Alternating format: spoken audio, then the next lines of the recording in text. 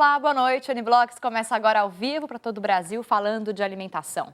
E o avanço nas descobertas das propriedades dos alimentos mudou o nosso olhar para algumas frutas, legumes e carnes. Mas a diversidade para o paladar não significou uma melhora na dieta.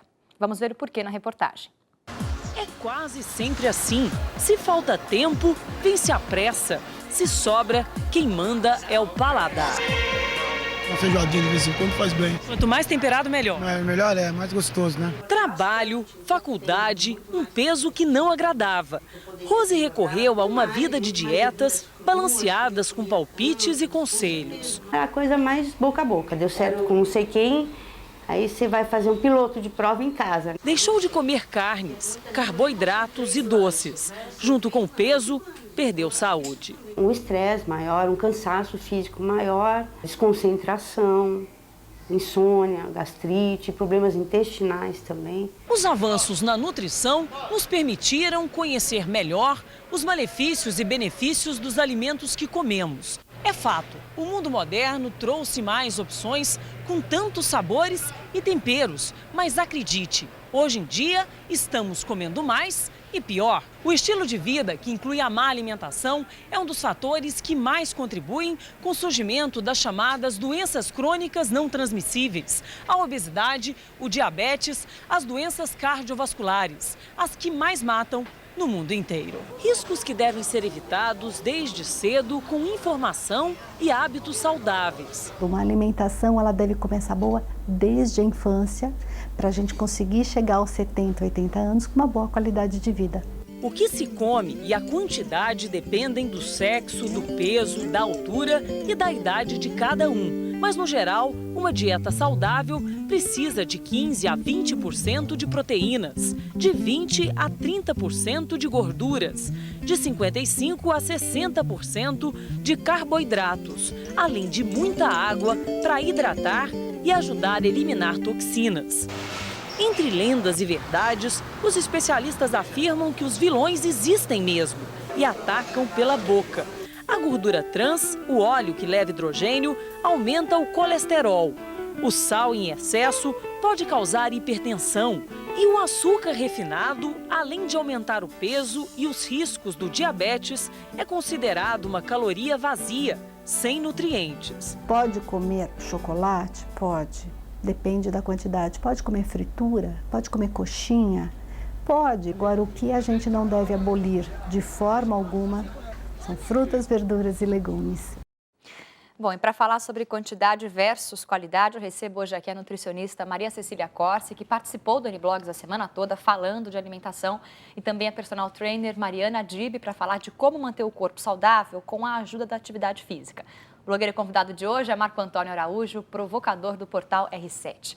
Gente, boa noite a todos. Boa noite. Uma dúvida que eu tenho, assim, eu acho que muita gente tem, é como saber que eu estou satisfeito. Na hora que eu estou comendo, aí tem aquele monte de coisa gostosa na mesa, né? Muitas opções. Como eu sei que eu estou satisfeito? Então, essa situação e essa sensação, ela é complicada, sabe?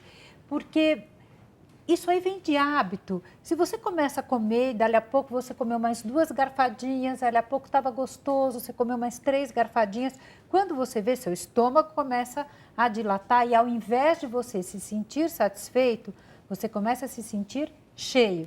O que significa? Você tem que comer até a comida fazer pressão nas paredes do estômago. Aí é mesmo essa sensação, tô cheio, né? Que não é legal. Não, então tem que, antes desse ponto... Exato. Antes desse ponto, você para e pode ter certeza que você já está satisfeita e aquilo que você comeu já é adequado.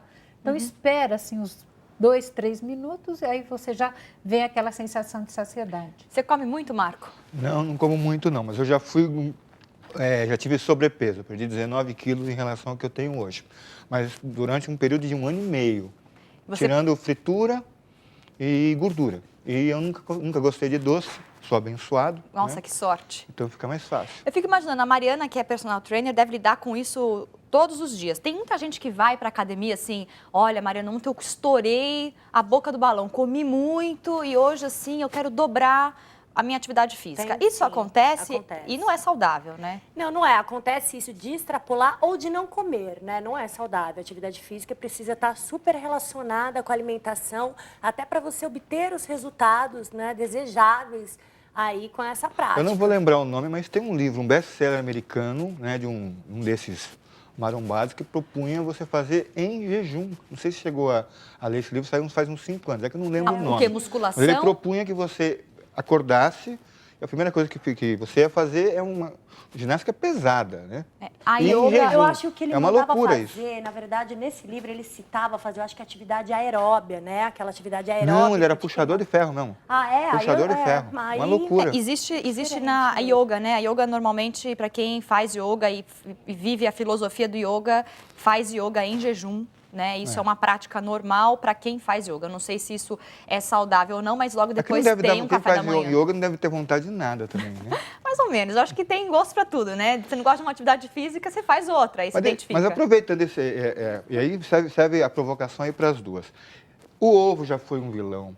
Já se falou de ginástica de determinadas formas. O Cooper, por exemplo, se mostrou algo nocivo para o organismo, um impacto altíssimo que dava uma série de lesões. Enfim, como é que a gente pode ter certeza que o que vocês estão falando agora é científico e verdadeiro?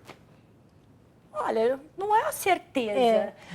Eu tenho uma prática. Você imagina que eu dou aula desde os 17 anos. Quantos anos eu estou nessa profissão? Então, eu consigo ver a melhora dos meus alunos. O meu aluno que tem diabetes, com a musculação, ele conseguiu controlar mais a glicemia. O meu aluno que tinha osteopenia conseguiu ficar mais forte com mais densidade muscular. Eu vejo o resultado e os exames médicos mostram os resultados, né? Com a atividade física e com a boa alimentação. E a orientação do profissional mesmo, né? Eu acho que até com a própria nutrição, acho que você deve aliar muito o seu trabalho com o trabalho de um nutricionista, porque senão você não chega naquele músculo que você quer, ou naquele corpo que você espera. O que eu acho que a gente ainda está numa fase de tentativa e erro, certo? Estou dizendo cientificamente mesmo. Então, mas você sabe o que acontece? Não é tentativa e erro. Quando chega na questão da nutrição, então, tudo tem que ser muito cientificamente comprovado. Então, é a história mesmo que você falou. Você lembra que tinha um comercial que dizia assim, agora é o brócolis, agora é o peixe. Então, é de épocas mesmo, porque a comida é uma coisa que está ao alcance muito rápido de todo mundo, né? Então, de repente, para você sair, para acontecer uma dieta de moda, é 1 minuto. Né? Então, você tem que realmente ter cuidado. É aí que entra o profissional nutricionista para fazer o filtro, entendeu? E desmistificar. Mas aí não vai ser pessoa por pessoa, o metabolismo, a tendência genética, o metabolismo mesmo. Então, é por isso que é um absurdo quando você olha em bancas de jornais, aquela coisa, dieta para emagrecer 10 quilos. Perca a barriga. E aquela coisa horrorosa, a dieta da sopa. Exatamente. Não, e justamente nessa linha, quem que nunca fez dieta ou pelo menos não ensinou aquele truquinho de dieta para alguém, né? O problema é que esses regimes muitas vezes são feitos sem o acompanhamento do médico e podem trazer riscos à saúde. E existem vários dietas.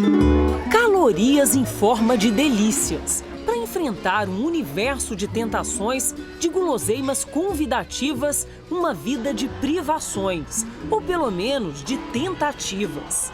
Os artifícios para emagrecer incluem uma legião de produtos diet e light.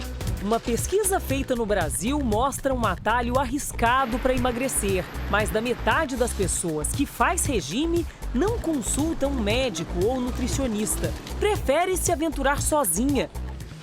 É assim, comendo de tudo um pouco, que a publicitária Tereza, uma ex-gordinha, mantém o corpo em forma há mais de 20 anos. Comer na hora certa, tem horário, todo e dentro do que você pode fazer, né? Muita fruta, muita legume, muita verdura. Essa fórmula que Tereza usa, todo mundo sabe, mas pouca gente consegue seguir. São tantas tentativas, por que será que é tão difícil manter um regime? A culpa, acredite, pode estar no jejum, aqueles longos períodos sem comer nada. Jejum engorda. Comer várias vezes ao dia emagrece. Por quê? Que existe no nosso organismo uma coisa que chama gasto termogênico alimentar. São as calorias necessárias para digerir os alimentos. E esse gasto termogênico alimentar é maior, quanto maior o número de refeições. Se a gordura já está no corpo alimentando os indesejáveis pneuzinhos ou as barrigas imponentes, nada melhor que se exercitar, se mexer mesmo de qualquer maneira. E para eliminar a gordura que perdeu, beba água, bastante água. Na fase de emagrecimento não é 2 litros, É bom tomar 3, 4, aumentar a ingesta de líquido. O resto fica mesmo por conta da disciplina. Viver em forma exige sim doses diárias de sacrifício, por mais simples que pareça, nas capas de revista. E não é só justamente se alimentar melhor, como a Mariana falava pra gente aqui, não é fazer também de qualquer jeito a atividade física, né? Não é isso que vai trazer o resultado. Eu acho que praticar uma atividade física, tem gente que não tem dinheiro, fala, vou ao parque e vou caminhar. Mas eu não emagreço, Mariana, por quê? Porque de repente está caminhando fora da frequência cardíaca ideal, para ela estar queimando a gordura. Ela não sabe, de repente, o tempo ideal para o corpo dela. Eu fiz hoje só 30 minutos. De repente, o estoque dela de glicogênio no dia foi um estoque grande e ela vai chegar. Ela vai chegar a 30 minutos na caminhada, ela nos 25 vai estar queimando glicogênio. Ela também chega uma hora que ela está fazendo atividade física, ela está com fome, ela chega em casa, não sabe o que se alimentar, isso aí vira contra ela, ao invés dela emagrecer. Agora que eu já andei, eu posso comer o que eu quiser. Exatamente. E não é bem assim, né? Vamos ver agora, então, algumas perguntas, aqueles mitos ou verdades da alimentação que vão ser respondidas pela Maria Cecília. Olha só. Mito ou verdade? O pão é mais calórico do que a torrada? O que engorda menos, a margarina ou a manteiga? Gosto mais. Alimentos industrializados causam celulite? Vamos ver o que diz a Maria Cecília. O primeiro, pão é mais calórico do que a torrada? Os dois são iguais, dependendo do peso. A única diferença é que um é torrado, né, e o outro não. Agora, se você perguntar para mim uma torrada integral, é claro, uma torrada integral, ela é infinitamente mais saudável do que o pão, do que a torrada normal. Do que o pãozinho francês, né? Exato. O que engorda menos, a margarina ou a manteiga? O que engorda menos é a margarina. Então, margarina, de preferência, aquela vegetal lá, que dá melhor para o coração, né? Alimentos industrializados causam celulite? Olha, o que tem sal ou muito açúcar realmente causa celulite. O que é importante é tomar bastante água. E aí ver no rótulo, talvez escolher o produto que tenha menos, né? Lógico, né? Isso tudo é importante. Agora sim, eu fico imaginando que tem alguns alimentos que o corpo demora um pouco mais para digerir, faz um pouquinho mais de força. Eu fico pensando se isso é bom, porque o corpo, né, acelera o metabolismo, isso queima caloria, ou se por outro lado isso também não deixa você mais mole, cansado, comer aquela comida mais pesada. Qual que é a vantagem de comer uma coisa... Coisas diferentes. Por exemplo, se você comer uma alimentação que tem uma quantidade grande de gordura, ela realmente demora para você fazer essa digestão, mas o resultado de tudo isso é esse que a gente chama torpor pós-prandial. Você fica meio tontinha, né? Ao passo que se você come uma alimentação que é saudável, mas que tenha bastante fibras, como eu expliquei ontem da laranja, você come a laranja com bagaço, quando chega no final, ele teve um esforço, né? Mas quando chegou no final, ele teve uma recompensa. E aí o que você comeu não foi nada que aumentou a sua quantidade calórica no final da refeição. Mas por que tudo que engorda é mais saboroso, é mais gostoso? Pois né? Acho que esse é o dilema de quem gosta de comer. Até assim, mas vale a pena viver sem comer um pãozinho? Gente, é que eu não acho. Eu adoro azeite, por exemplo. Então, porque tem uma coisa. Eu amo pão com azeite. Quando você faz uma preparação, que é o óleo, ele veicula, tá certo? A gordura. Então, ele é um veiculador de gordura e de sabor. O que acontece? Quanto mais óleo você tiver, mais sabor você vai ter. Aí você pega isso tudo e começa a melhorar com temperos. Quer dizer, você vai colocando muito mais sabor, porque a hora que você faz uma fritura, você abre e aquele sabor todo começa a entrar. Essa semana especial falando de alimentação, hoje quantidade versus qualidade. Antes de continuar o nosso bate-papo, o blogueiro convidado de hoje, que é o Marco Antônio Araújo, vai dar os destaques do portal, no portal R7, do blog dele, que é o Provocador. O que você provocou? Quem você provocou, Marco? Na verdade, é uma das heranças malditas, né, que o Fernando Henrique deixou e o Lula nem se preocupou em mexer, e vamos ver se a Dilma faz alguma coisa, que são as agências reguladoras, né? Privatizou tudo. E foi criada a agência para energia elétrica, enfim, né, para aviação civil. E o que a gente percebe é que a gente precisa de uma agência reguladora das agências reguladoras. Certo? É muito apagão, é muita... Igual a CPI das CPIs, né? Exatamente. Pra quem então, que fiscaliza tá falando, é um assunto sério, assim, Não vai ser muito divertido ler, mas enfim, acho que é importante discutir também. Claro, bacana. Não. Se você tiver interesse de ler e ler as outras provocações que o Marco Antônio faz, entre no blog dele no portal R7 e deixe seus comentários. Agora, voltando ao nosso papo de quantidade versus qualidade, tem um movimento internacional que reúne pessoas que são apaixonadas por gastronomia, mas são os adeptos do slow food. Em inglês é aquela comer lentamente, né? Eles vão na contramão do ritmo frenético do dia a dia. Valorizam o prazer de se alimentar, as tradições culinárias e a procedência da comida. E de quebra, ainda cuidam da saúde. Quanto tempo você leva para fazer uma refeição? 20 minutos.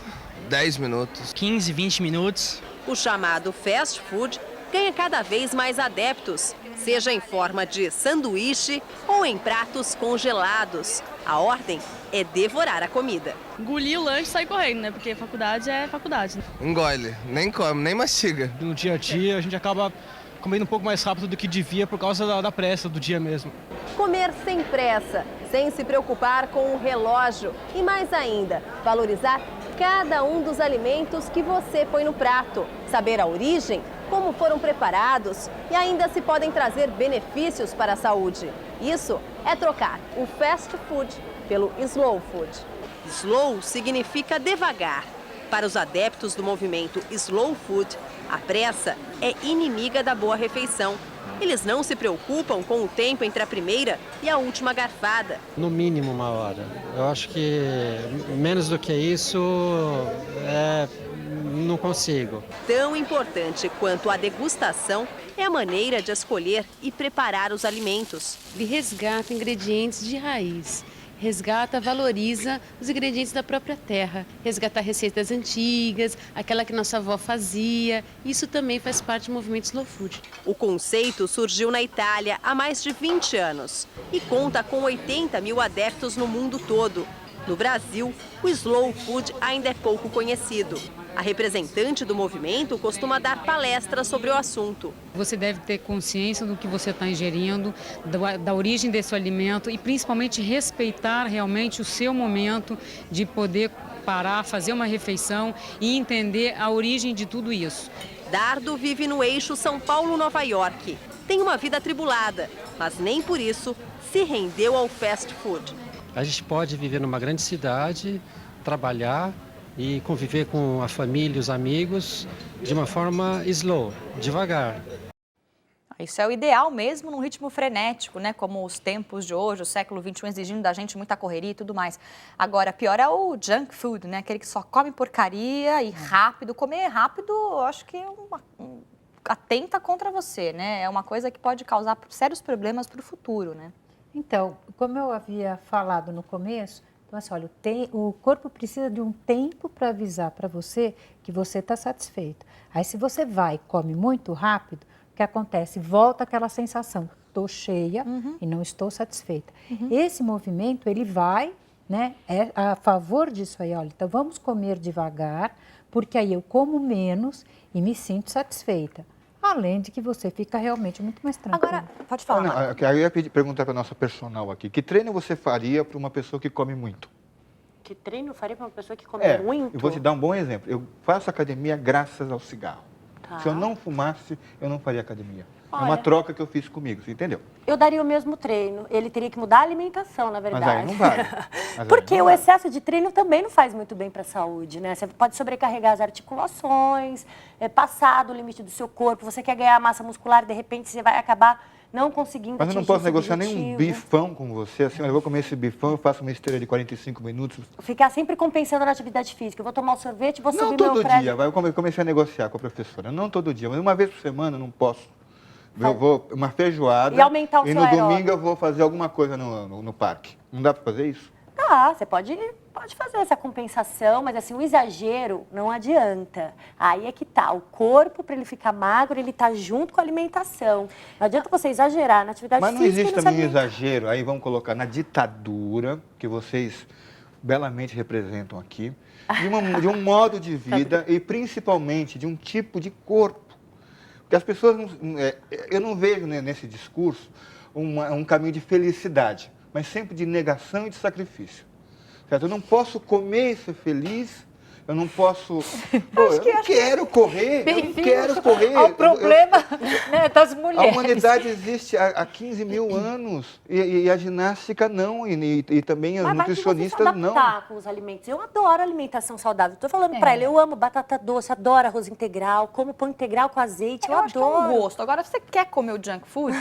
Come, mas compensa de outro jeito, faz uma ginástica, né? Vai no médico, faz seus exames de sangue regularmente. Acho que dá, né, para você controlar de alguma forma, né? Então, não precisa comer muito. Se você comer bem durante o dia todo e uma refeição, aí você vai, sabe, comer sua pizza, sua feijoada, tudo bem, mas come pouco. E eu acho assim, já que quer comer, come sem culpa. Come e depois você compensa de outra forma, porque também senão a vida fica muito chata, você não pode comer nada, né? E assim, vamos falar agora talvez do último mito, que a gente deixou a semana inteira de falar disso, para falar agora, que é o chocolate. É um dos alimentos mais saborosos que existem, é difícil achar quem não gosta dele, eu adoro, mas essa delícia pode ser um vilão para a balança, né? Vamos ver o VT que fala sobre isso. Não é raro associar chocolate a paixões. Talvez culpa da feniletilamina, substância presente na receita, o mesmo hormônio encontrado em abundância no corpo dos apaixonados.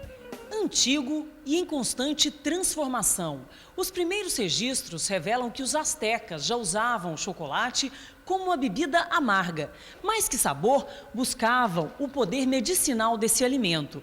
Com o tempo, o chocolate ganhou açúcar, formas variadas, se popularizou, conquistou o mundo e não se rendeu à fama. Hoje o grande desafio é resgatar as origens, aliar cada vez mais saúde a esse vício da humanidade que pode ter tantas caras. O chocolate, em especial amargo, mais rico em cacau e menos em açúcar e gordura do leite, pode fazer bem à saúde. Ele é rico em vitaminas A, B, C, D e minerais, como potássio, sódio e ferro.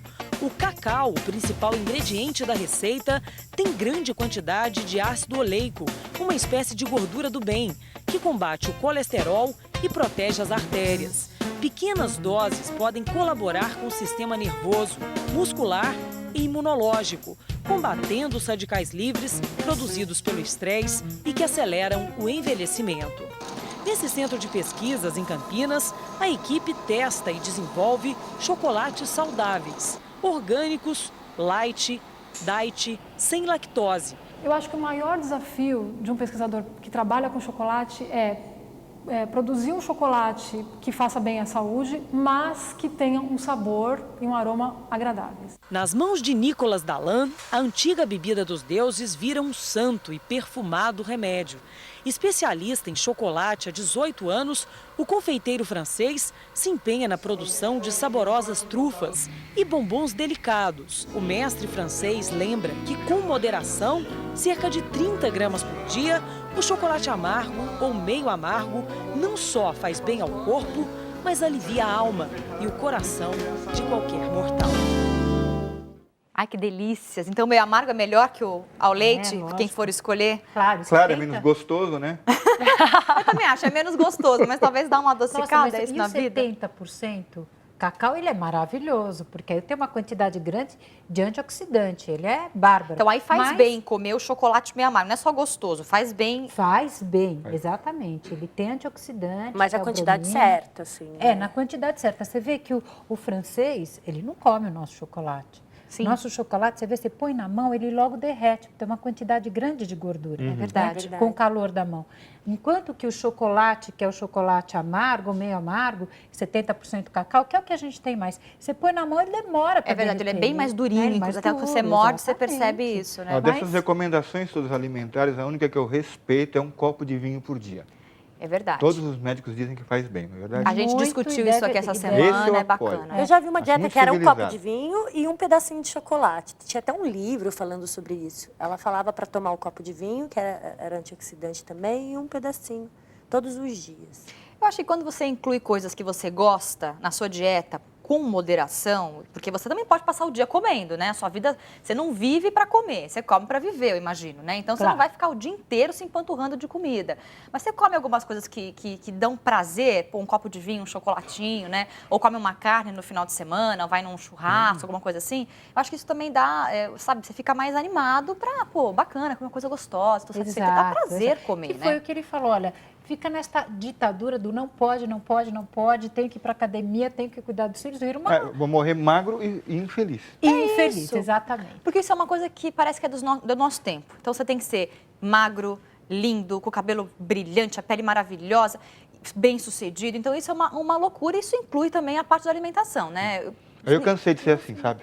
E no Você final o prefere pessoal tomar sabe o que whey, tem que fazer, né? E não faz. Então, as perguntas do meu site são sempre as mesmas. O que eu faço para perder barriga?